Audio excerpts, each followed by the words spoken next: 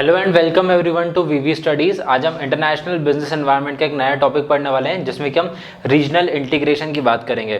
Now what do you mean by regional integration? जब दो या दो से ज़्यादा कंट्री मिलके अपने ट्रेड पॉलिसीज़ बनाती हैं तो उसको बोलते हैं रीजनल इंटीग्रेशन।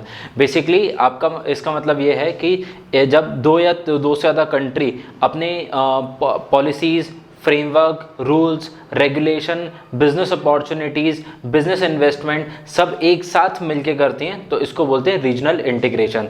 अब सिर्फ आपकी कंट्री मतलब आपको अगर बिजनेस करना है अपनी कंट्री में या दूसरी कंट्री के साथ तो आपकी गवर्नमेंट दूसरी कंट्री गवर्नमेंट के साथ मिलके रूल्स एंड रेगुलेशंस डिसाइड कर सकते हैं जिससे कि ट्रेड काफ़ी ईजी हो जाता है।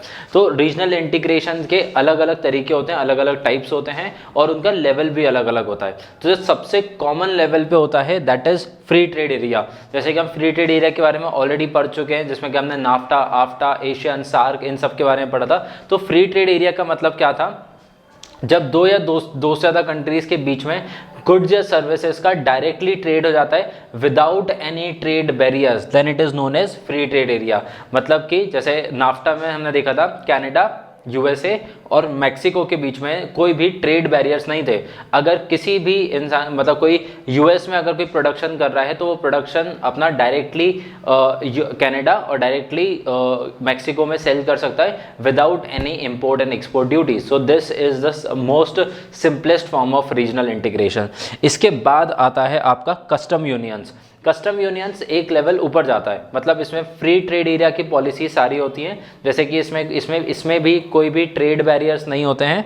बट कस्टम यूनियन में क्या होता है, आप एक साथ मिलके अपने पॉलिसीज भी फ्रेमवर्क करते हो। फॉर एग्जांपल यहाँ पे क्या है कि मान लीजिए एफटीए में कनाडा, यूएसए और मैक्सिको एक साथ मिलके बिजनेस करते हैं, ठीक है। उन्होंने एक दूसरे के लिए फ्री ट्रेड एरिया ओपन करके रखा है, बट इसमें उनका दूसरी कंट्री के साथ में क्या टर्म्स हैं वो इसमें मेंशन नहीं होता है। फॉर एग्जांपल जैसे एफटी में मान लेते हैं कि यूएसए इंडिया के साथ में ओपनली बिजनेस कर रहा है बट कनाडा ने अपने ओपन बिजनेसेस इंडिया के साथ में बंद कर दिए, तो आप फ्री ट्रेड एरिया के अंडर ये कर सकते हो। मतलब आप आपस में क्या कर रहे हो उससे फर्क पड़ता है, बट आप दूसरी कंट्रीज के साथ में किस तरीके का बिजनेस कर रहे हो उससे फ्री ट्रेड एरिया पे कोई फर्क नहीं पड़ता है। बट कस्टम यूनियन में क्या होता है, आप फ्री ट्रेड एरिया में खुद के आपस में तो बिजनेसेस के नॉर्म्स बनाते हो but at the same time आप दूसरी कंट्री के साथ में किस तरीके का बिजनेस करने वाले हो ये भी आप मिलकर डिसाइड करते हो। फॉर एग्जाम्पल जैसे मान लीजिए इंडिया और बांग्लादेश एक कस्टम यूनियन में हाइपोथेटिकली, तो अब वो लोग एक दूसरे के साथ फ्री ट्रेड करेंगे बट वो लोग मिलके ये भी डिसाइड करेंगे फॉर एग्जांपल कि उनको पाकिस्तान के साथ में किस चीज़ का बिजनेस करना है। फॉर एग्जांपल इंडिया ने बोल दिया कि मेरे को बिल्कुल पाकिस्तान के साथ में बिजनेस नहीं करना है, तो बांग्लादेश भी पाकिस्तान के साथ अपना बिजनेसेस को बंद कर देगा या फिर सेम कंडीशंस में लेकर आएगा। तो जो रूल्स एंड रेगुलेशंस होंगे एक दूसरे कंट्री के साथ में सेम वो थर्ड कंट्री के लिए भी दोनों के लिए सेम ही रहेंगे। Next is common market. अब एक लेवल हम ऊपर जा रहे हैं, तो अब कॉमन मार्केट में एफटीए प्लस कस्टम यूनियन दोनों के ही कैरेक्टरिस्टिक आएंगे। मतलब आपके पास में कोई ट्रेड बैरियर्स नहीं रहेंगे, आप दूसरे कंट्री के लिए क्या ट्रेड बैरियर्स बनाना चाहते हो वो भी उसके अंदर आ जाएंगे, बट यहाँ पे आपकी यहाँ पे आपके ह्यूमन रिसोर्सेज भी अलाइन हो जाएंगे। मतलब कि फ्री ट्रेड एरिया में आप सिर्फ अलाउ कर रहे थे गुड्स और सर्विसेज का ट्रांसपोर्ट, मतलब आप एक कंट्री से दूसरी कंट्री में क्या चीज़ सेल कर रहे हो, क्या गुड्स बेच रहे हो, क्या सर्विस बेच रहे हो, और उसके लिए आपका कोई ट्रेड बैरियर नहीं थे बेचने के लिए। बट यहाँ पे कॉमन मार्केट में आप ह्यूमन रिसोर्स को भी सेल कर सकते हो, आप अपने प्रोडक्शन यूनिट को भी एक जगह से दूसरी जगह पे बेच सकते हो। फॉर एग्जांपल जैसे मान लीजिए कि आज इंडिया और नेपाल एक कॉमन मार्केट बना लें, तो इस कॉमन मार्केट में अगर मान लीजिए किसी नेपाली पर्सन को लग रहा है कि वो इंडिया में ज़्यादा बेटर अपॉर्चुनिटीज़ को फाइंड कर सकता है, कोई एक स्किल्ड पर्सन है, मान लीजिए उसको सेम जॉब के नेपाल में मिल रहे हैं 10,000 रुपये और इंडिया में उसको हो सकता है कि उस चीज़ के 15,000 रुपये, तो ऑब्वियसली वो इंडिया आके ईजिली बिजनेस कर सकता है। This is the example of common market कि विदाउट एनी इंटरवेंशन बिजनेस के रिसोर्सेज जितने भी होते हैं, चाहे वो रॉ मटेरियल से रिलेटेड हो, चाहे वो ह्यूमन रिसोर्सेज से रिलेटेड हो, चाहे वो फॉरेन डायरेक्ट इन्वेस्टमेंट से रिलेटेड हो, वो किसी भी कंट्री में सेम तरीके से कर सकते हैं। तो this is the common market. Next is economic union. अब कॉमन मार्केट से एक और लेवल ऊपर जाते हैं जिसमें कि सारे कैटेगरीज आ गए आपकी, जिसमें कि आप गुड्स एंड सर्विस को भी आप ट्रेड कर सकते हैं विदाउट एनी बैरियर्स। आप दूसरे कंट्रीज के लिए क्या ट्रेड बैरियर्स रखना है ये भी आप डिसाइड कर सकते हैं। आप कॉमन मार्केट के कैरेक्टरिस्टिक दैट इज के रिसोर्सेज क्या आपको यूटिलाइज करने हैं सेम रिसोर्सेज को यूटिलाइज करने के लिए, ये भी इकोनॉमिक यूनियन में आता है। बट इसमें एक और टर्म ऐड हो जाता है that is related to your currency, कि अब आप चाहते हो कि आपने जब एक यूनियन बना लिया है तो क्यों ना आप एक सेम अपनी एक कॉमन करेंसी बना लो, क्योंकि जब आप ट्रेड करते हो तो आपको फॉर एग्जाम्पल जैसे इंडिया अगर यूएस के साथ में ट्रेड कर रहा है तो इंडिया को डॉलर में पे करना पड़ेगा। अब इंडिया में चलते ही रुपी, यूएस में चलता है डॉलर, तो इंडिया जब पैसे पे करेगा यूएस को तो उसको डॉलर में कन्वर्ट करना पड़ेगा। जब यूएसए इंडिया को पे करेगा तो वो डॉलर में ही पे करेगा। तो आप क्या करते हो, जब आपकी किसी कंट्री के साथ में आपका इकोनॉमिक यूनियन फॉर्म हो जाता है, जनरली इकोनॉमिक यूनियन 2 या 3 कंट्री के बीच में होता है, ये ज़्यादा कंट्रीज के बीच में होता है, ज़्यादा आपके बड़े एक सब कॉन्टिनेंट के बीच में हो जाता है। जैसे कि आपने यूरोपियन यूनियन के बारे में सुना होगा, तो यूरोपियन यूनियन ने क्या किया था, यूरो नाम की एक करेंसी बना ली थी जो कि पूरी यूरोपियन यूनियन फॉलो करती थी। अब इससे एक लेवल और ऊपर जाते हैं जिसमें आता है पॉलिटिकल यूनियन।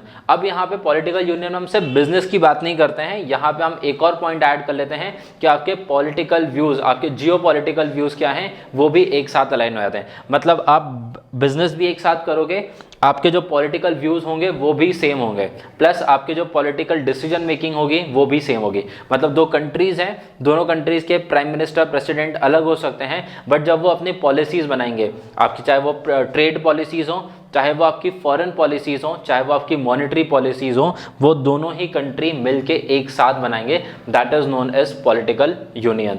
तो जैसे कि अभी मैंने थोड़ी देर पहले आपको यूरोपियन यूनियन का बताया था, यूरोपियन यूनियन में काफ़ी सारी कंट्रीज ने मिलके पॉलिटिकल यूनियन फॉर्म कर लिया है, जिसमें से अभी इंग्लैंड बाहर हो चुका है, मतलब पूरा का पूरा यूके बाहर हो चुका है, बट स्टिल बाकी की जो वेस्टर्न यूरोपियन कंट्रीज हैं उन्होंने मिलकर अपना पॉलिटिकल यूनियन बनाया है। तो अब इन सारे रीजनल इंटीग्रेशन के क्या एडवांटेजेस और डिसएडवांटेजेस हो सकते हैं। तो सबसे पहले हम आते हैं बेनिफिट्स के ऊपर। The most important benefit of regional integration is trade creation. आपके पास में अगर आप सिर्फ एक कंट्री में बिजनेस करोगे तो आपके पास लिमिटेड रिसोर्सेज रहेंगे, लिमिटेड कस्टमर बेस रहेगा। बट अगर आप अपने ट्रेड क्रिएशन को बढ़ाना चाहते हो, आप अपने वैल्यूएशन को इंक्रीज करना चाहते हो, तो आपको अपने मार्केट को इंक्रीज करना पड़ेगा। और आप मार्केट को कैसे इंक्रीज कर सकते हो, किसी और मार्केट में एंटर करके। और किसी और मार्केट में एंटर करने का सबसे बेसिक तरीका है फ्री ट्रेड एरिया, जो कि मोस्टली कंट्रीज फॉलो करती हैं। और एक्सट्रीम एरिया है पॉलिटिकल इंटीग्रेशन या पॉलिटिकल एक्सपेंशन, जो कि बहुत ही कम कंट्रीज करती हैं, बिकॉज यहाँ पे आपकी इसमें हम ड्रॉबैक समझेंगे कि इसका ड्रॉबैक क्या होता है। Next is political cooperation. अब पॉलिटिकल कॉपरेशन में जैसे कि आप जब आप ट्रेड पॉलिसीज बनाते हो तो उसमें आपको दोनों कंट्रीज को साथ में मिलकर डिसीजन लेना होता है। जैसे कि अगर आपने रिसेंट एग्जाम्पल अभी देखा हो कि जैसे इंडिया और कनाडा का अभी रिलेशन अच्छे नहीं चल रहे हैं, दो इंडिया और यूएस के रिलेशन काफ़ी अच्छे थे, बट क्योंकि कनाडा और यूएसए एक यूनियन में है तो यूएस कनाडा को काफ़ी ज़्यादा उस चीज़ में सपोर्ट कर रहा है। So this is your political cooperation, कि कनाडा दो बहुत छोटी कंट्री है, बट क्योंकि उसके पास में कॉपरेशन है यूएसए का, तो वो एक बड़ी पावर बन जाता है। तो इसी तरीके से जब आप जियोपॉलिटिकली दूसरे कंट्रीज के साथ में अच्छे रिलेशंस बनाते हो, चाहे वो ट्रेड रिलेशंस हो, चाहे वो पॉलिटिकल रिलेशंस हो, वो आपको काफ़ी ज़्यादा हेल्प आउट करता है बिजनेस में भी और जियोपॉलिटिक्स में भी। Next is competition.